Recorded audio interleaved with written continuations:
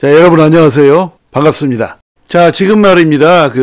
코인 시장은 최근에 좀 상승을 한 다음에 좀 주요 종목들은 이제 좀 답보 상태예요. 자, 그러면 말이죠. 지금 우리의 리플에 어떤 일이 이제 발생하고 있는지, 실제적으로 무슨 일들이 발생하고 있는지가 굉장히 중요하죠. 자, 그것에 대해서 이제 말씀을 드리면,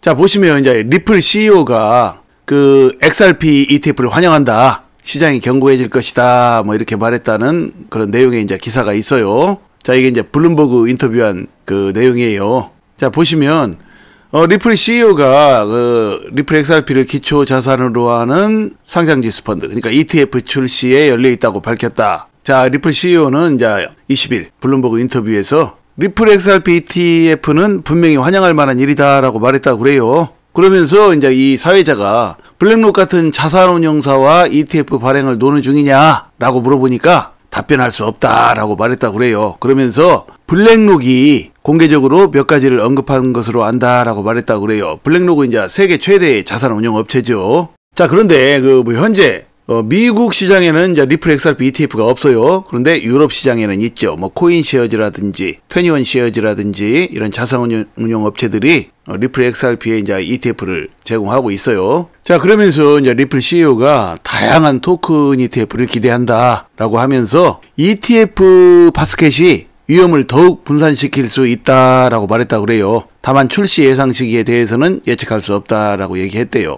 그러니까 ETF가 생기고 그러면 이 암호화폐에 대한 위험 분산이 오히려 이제 더 잘 될 수 있다라는 얘기예요. 그러니까 ETF가 생기는 것은 매우 긍정적이다라는 얘기를 이제 또 이렇게 얘기한 것이죠.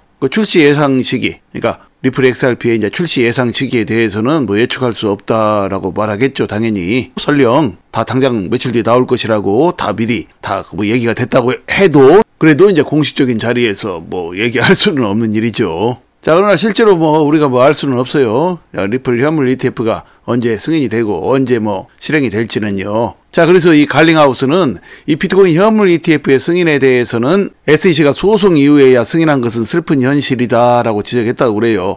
그러니까 비트코인 현물 ETF를 일찌감치 자산운용사들이 이제 여러 번 신청했었죠. 오래전부터. 그런데 리플과 SEC 간에 이제 이런 소송이라든지 암호화폐 업계와의 이제 소송 이런 것이 있기 전에 비트코인 현물 ETF를 승인했으면 좋았을 텐데 지금 리플과 SEC 간에 지금 소송이 벌어진 현재 이 상황이죠. 근데 그 소송 이후에 이제 비트코인 현물 ETF를 승인함으로 인해서 지금 리플과 SEC 간에 이제 소송을 겪고 있으니까 그 소송 겪고 있는데 리플 현물 ETF를 이제 승인해주기도 좀 어려운 일이죠. 소송을 겪고 있는데 SEC가 리플 현물 ETF를 승인해주겠어요? 그러니까 그것이 슬픈 일이라고 지금 얘기한 거예요. 자, 그리고 이제 그 다음 소식을 보시면, SEC 대 리플 소송 결론이 이제 내년까지 지연 가능성이 있다. 이런 제목으로 이제 소식이 있어요. 자, 그래서 이제 보시면 이제 암호화폐 업계가 주목하고 있는 미국 증권거래위원회 SEC와 리플의 소송이 올해 안에 결론이 나기가 어려울 것이라는 전망이 나왔대요.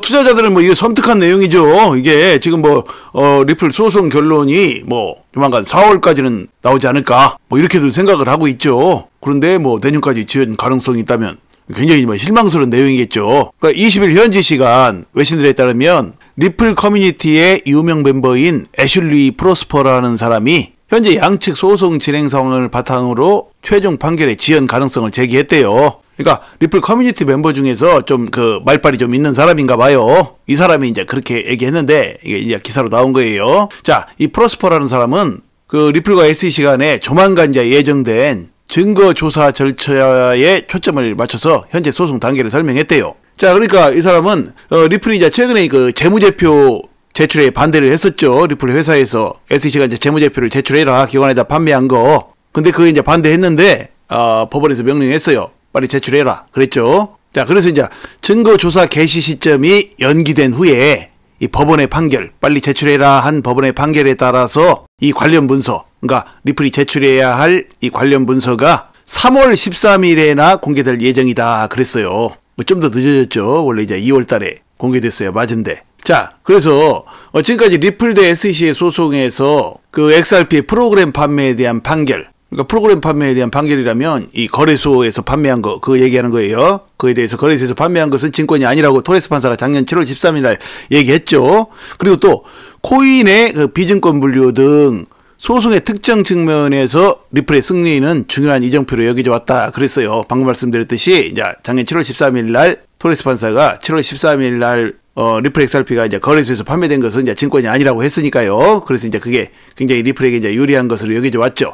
그런데 반대로 SEC는 리플이 이제 XRP 기관 판매와 관련된 이 재무 기록을 제출하도록 강제적으로 요청해서 그것을 이제 관철시켰죠. 여기서 이제 SEC가 성공을 거둬서 재무제표 제출해야 돼요. 자, 그래서 이제 지금 이런 상황들을 볼 때, 이런 진행 상황을 볼 때, 자, 그 리플을 가지고 계시는 이제 투자자들의 기대와 바람, 그리고 추측과는 달리, 자, 아날리스트 토레스 판사의 이제 최종 판결이 올해 말까지는 이루어지기 어려울 것으로 예상했다 그랬어요. 또 그리고 법원이 정한 구제 서류의 최종 제출 기한이 빠르면 7월에서 8월 사이에 판결이 내려질 수 있을 것으로 예상되지만 이듬해, 그러니까 내년까지 지연될 가능성도 있다 그러고, 또 이 프로스퍼라는 커뮤니티에 이 말빨게나 하는 이 사람은 소송의 4월 마무리는 리플과 SEC 간의 합의를 통해서만 이루어질 가능성이 높다라고 강조했대요. 자, 그런데 말이죠, 이것은 순전히 이 사람의 생각이에요. 합의 같은 경우에는 이런 것이 다 필요가 없어요. 지금 이 사람이 이제 놓치고 있는 부분들은 뭐냐면, 지금 소송이 내년까지 간다, 올해 말이나 간다, 내년까지 간다, 이런 거 다 쓸데없는 얘기인 것이, 한번 생각을 해보세요. 일전에 제가 이제 강의에서 말씀을 드렸죠. 이 소송이 지금 내년까지 가고 내후년까지 가고 지금 그것이 중요한 게 아니에요. 소송이 지금 당장 이 판결이 당장 이번 달이라도 나온다고 한다고 할지라도 그게 또 문제가 돼요. 그러니까 리플에게 이제 불리한 판결이 나왔을 때는 그건 또 말할 것도 없이 문제가 되겠지만, 리플에게 유리한 판결이 내일 모레 당장 이번 주에라도 나온다고 해도 문제가 되는 게, 왜 문제가 되냐면 리플에게 유리한 판결이 나오면 그 다음에는 또 어떤 일이 있겠어요? SEC가 또 항소해서 대법원까지 간다, 이런 얘기 또 나오지 않겠느냐고. 그러니까 작년 7월 13일에도 그런 일이 똑같이 있었죠. 작년 7월 13일에도 토레스 판사가 이제 리플에게 유리한 판결을 하고 나니까 가격이 어떻게 됐습니까? 600원대 초반에서 1100원대까지, 그러니까 약 2배 가까이 상승을 했어요. 그렇게 상승하는데 불과 4시간도 안 걸렸죠. 그렇게 상승을 하고 나서 그 다음에 어떻게 됐습니까?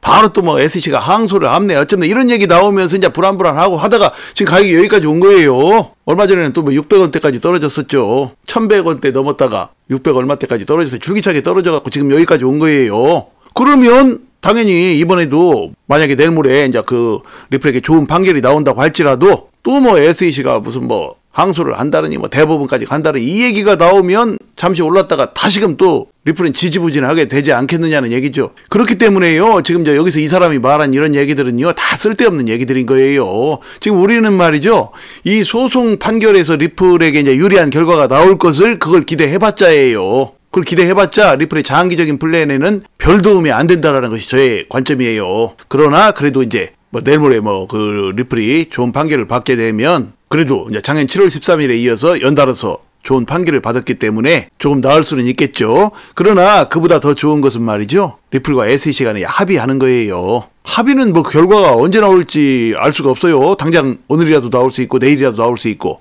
리플과 SEC 간에 마크에서 이제 서로 어떤 얘기가 됐느냐에 따라서 합의 결과는 당장이라도 나올 수 있어요. 자, 그렇게 해서 이제 합의가 되게 되면 좋은 것이, 이제 리플 측에서 이제 SEC로부터 앞으로 이제 어떠한 공격도 당할 일이 없다라는 얘기죠. 그러니까 불확실성이 다 해소가 된다라는 얘기예요. 주식이든 코인이든 말이죠, 이 불확실성을 제일 싫어하죠. 이 불확실성이 일단 해소가 돼야 돼요. 뭐가 되든 또가 되든 아무튼 답이 나와야 그 다음부터 어떻게 기지개를 펴든지 말든지를 하죠. 물론 그렇다고 해서 어떤 결과가 나오지 않았다고 해서 리플 XRP가 전혀 오르지 못하는 그런 건 아니에요. 그런 결과가 나오기 전에도 어느 정도 오르고 또 갈 수는 있어요. 그러나 이제 어떤 결과가 미리 나오는 것이 훨씬 더 이제 종목의 장기 상승에는 좋다라는 얘기입니다. 자, 그렇기 때문에 제가 말씀드리고자 하는 것은, 여러분께서 리플 소송 결론이 내년까지 지연 가능성이 있다 이런 뉴스나 시장의 이런 이야기들을 듣고 너무 불안해하지 마시라는 얘기예요. 시장은 말이죠, 항상 시장의 기능이 뭔지 아세요? 시장의 기능은 말이죠, 투자자들이 돈을 벌게 해주는 기능이 아니에요. 시장에서 나오는 모든 뉴스와 정보들 이런 것들은 전부 다 투자자들이 갈팡질팡하게 만드는 그런 내용들이에요. 그러니까 쉽게 말하면 투자자들이 돈을 벌지 못하게 만드는 그런 내용들이라고요. 그러니까 제가 누차 말씀을 드리지만, 여러분께서 시장의 정보들, 시장에서 나오는 이야기들, 인터넷에서 나오는 이야기들, 개인 방송 하는 사람들이 하는 얘기들, 그런 것에 이제 부안해동해서는 이제 결코 돈을 벌 수가 없어요. 그러니까 시장 분위기에 속지 말아야 돼요. 자, 그리고 이제 리플과 SEC 간에 이 소송은 말이죠. 조만간 좋은 합의가 나올 것으로 저는 봐요. 왜냐면 이제 일전에도 여러 번 제가 강의에서 말씀드렸듯이 올해 11월에 이제 미국 대선이 있기 때문이죠. 미국 대선이 왜 그런 합의에 영향을 미치느냐? 그에 대해서는 제가 이제 누차 많이 말씀을 드렸죠. 지난 강의에서 너무 많이 말씀을 드렸기 때문에 여기서는 말씀 안 드릴게요. 못 보신 분들은 지난 강의를 한번 참고하시기 바랍니다. 자, 그러니까 여러분 너무 불안해하지 마시고요. 마음 편안하게 투자하시기 바랍니다. 리플은 앞으로 이제 여러분께서 한 번도 못 봤던 그런 가격을 향해서 줄기차게 이제 나아갈 것이라고 저는 봅니다. 부디 이제 여러분께서 이제 앞으로도 차분하고 지혜로운 투자로 앞으로도 여러분의 인생을 바꿀 만한 멋진 수익들을 내시기를 간절히 소망합니다. 자, 이야기를 마칩니다. 여러분 시청해 주셔서 감사드리고요. 항상 건강하시고 행복하세요. 감사합니다.